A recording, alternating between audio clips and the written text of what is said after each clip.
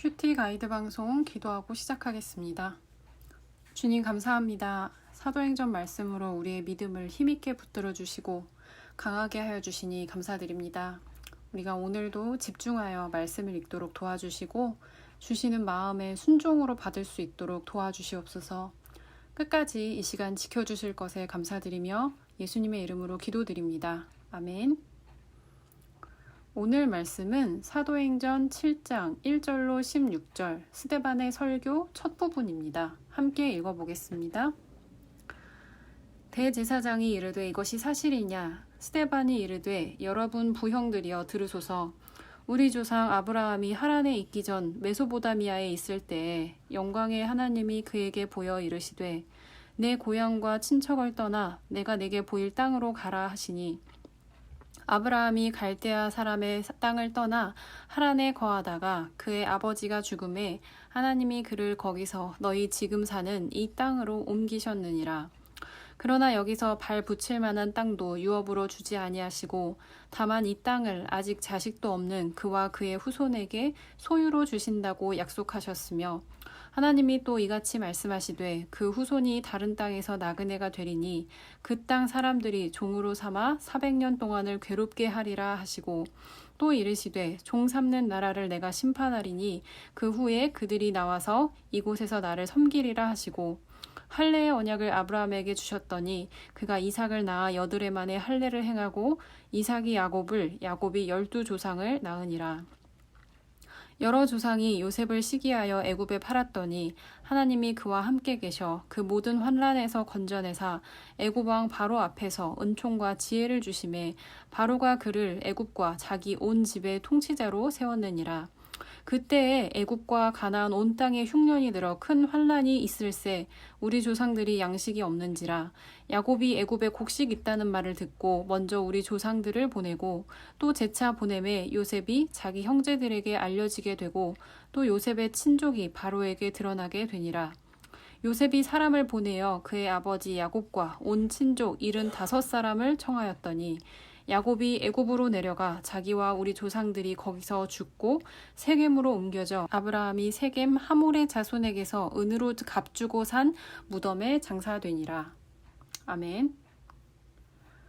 오늘 말씀은 헬라파 유대인들이 스데반을 기소한 내용에 대해서 스데반 집사가 변증하는 내용입니다. 헬라파 유대인들이 이 스데반 집사를 고소한 내용은 큐티인 어제 말씀에 보시면요.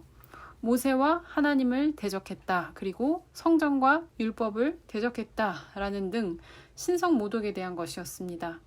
이에 대해서 스데반은 천사와 같은 얼굴을 하고서 설교라고 제목 붙여진 이 고소에 대한 변증을 하고 있습니다.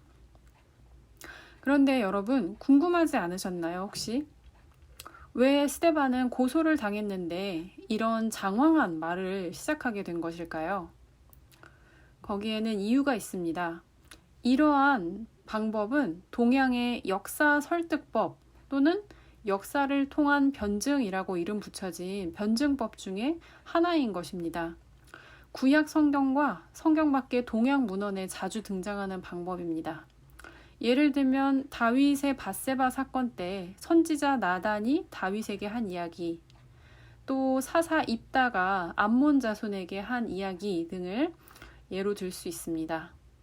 사도행전 7장 전체에 걸친 이 스데반의 설교를 읽으실 때 전체적으로 한번 생각해 보실 것은요.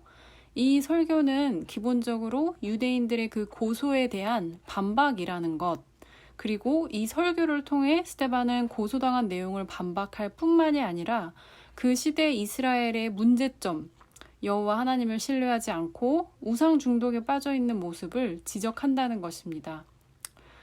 이 설교 내용은 크게 두 가지 고소 내용에 대한 반박과 역고소 이렇게 세 부분으로 나눌 수 있어요.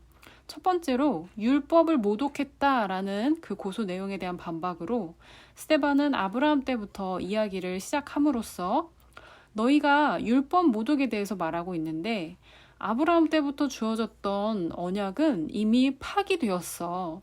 그래서 너희는 지금 언약 이전의 상태로 돌아가 있어 라고 말을 합니다. 두 번째로 성전 모독에 대한 반박으로 모세 이전부터 이야기를 다시 시작하고 있는데, 이 성전이란 모세 때 시작된 것이 아니라 하늘에 있는 원래의 하나님의 성전이라는 것, 그리고 이 세상에 지어진 성전은 하늘 성전의 모형일 뿐 하나님의 진정한 거처가 아니다 라고 스데반은 반박을 합니다. 사람의 손으로 지은 이 성전에 집착하는 그 이스라엘 백성들의 모습에 그것도 우상이다 라는 말을 하고 있는 것이죠. 세 번째로 이 7장의 마지막 부분을 보시면요. 스데반 집사는 이스라엘 역사 이야기를 쭉 하다가 갑자기 멈추고 이렇게 말을 합니다. 이스라엘 너희들이 너희 조상의 악을 따라서 오신 의인 메시아를 죽였다. 이스라엘 사람들을 역으로 고소를 해버린 거죠. 이렇게 세 가지 구조를 생각하시면서 스데반의 설교를 다시 읽어보시면 말씀이 또 새롭게 보이실 것입니다. 그 시작이 바로 오늘 말씀인데요. 이스라엘의 역사, 그 중에서도 아브라함의 때부터 이야기가 시작되고 있습니다.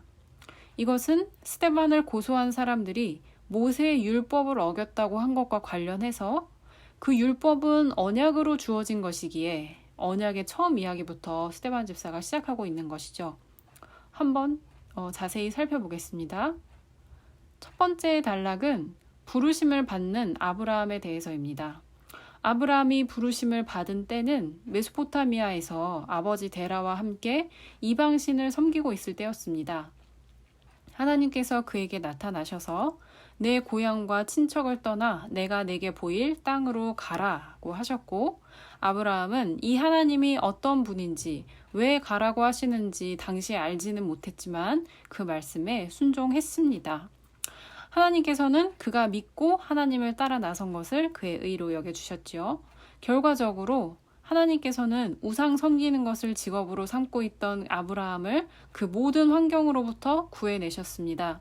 하나님께서 우리를 무언가로부터 떠나게 하시고 구출해내실 때에는 이렇게 우리 자신은 당장 하나님의 뜻을 잘 알지 못할지라도 하나님께는 선하신 목적이 있는 것이죠. 부르심에 순종하여 떠나야 할 여러분의 갈대아, 여전히 거하고 있는 여러분의 하라는 어디이신가요? 혹은 무엇인가요? 장소나 습관 등등 떨쳐내는 못한 여러분의 악한 습관들이 있겠죠.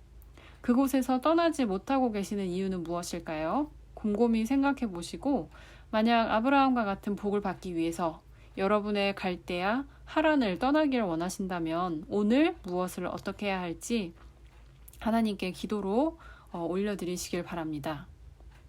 두 번째 단락을 보겠습니다. 아브라함은 일단 하나님께 순종해서 본토 친척을 떠나 하나님께서 지시하신 방향으로 가기는 했지만 여러 어려움을 만납니다. 기껏 도착한 땅에 가뭄이 들기도 하고, 또 새로 도착한 땅에서 아브라함 자신은 이방인이기에 목숨의 위협을 느끼기도 하죠.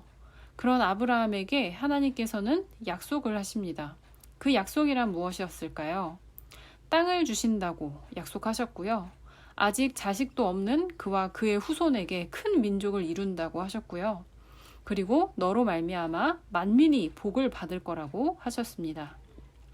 이 약속을 반복해서 주시는 걸 우리는 창세기에서 확인할 수가 있죠. 그리고 그 요약이 오늘 스데반 설교의 5절 말씀이고요. 하나님께서는 또 후손들에 대한 구체적인 예언도 아브라함에게 주셨습니다. 8절에 할례의 언약이란 바랄 수 없는 중에 바라고 믿게 하시는 그 하나님의 언약의 진실성 또 확실함을 보여주시는 거죠. 할례를 행함으로 모든 자손은 하나님께서 주시는 것이다 라는 걸 알려주시는데, 약속하신 건 반드시 이루시는 그 하나님의 신실함을 보여주십니다. 그렇게 아브라함이 100세에 얻은 아들 이삭은 에서와 야곱을 낳고, 야곱은 이스라엘의 12조상을 낳게 되죠. 오늘 성도님들께 하나님께서 약속하셨고 또 약속대로 주신 것이 있으신지 여쭙고 싶습니다. 혹은 하나님께서 약속하셨다고 믿었는데 받지 못한 것이 있지는 않으신지도 여쭙고 싶습니다. 오늘 말씀에 비추어서 여러분께서 하나님의 약속의 말씀을 붙들고 그 약속이 실현된 것을 보거나 약속을 믿기에 실현될 것을 믿으며 하나님을 따르시는 삶을 살고 계신지 질문을 드리고 싶습니다. 그 말씀은 무엇이었는지, 또 약속을 반드시 이루시는 우리 하나님을 묵상하시는 그런 시간 되시길 바랍니다. 마지막 세 번째 단락은 요셉에 대한 이야기입니다.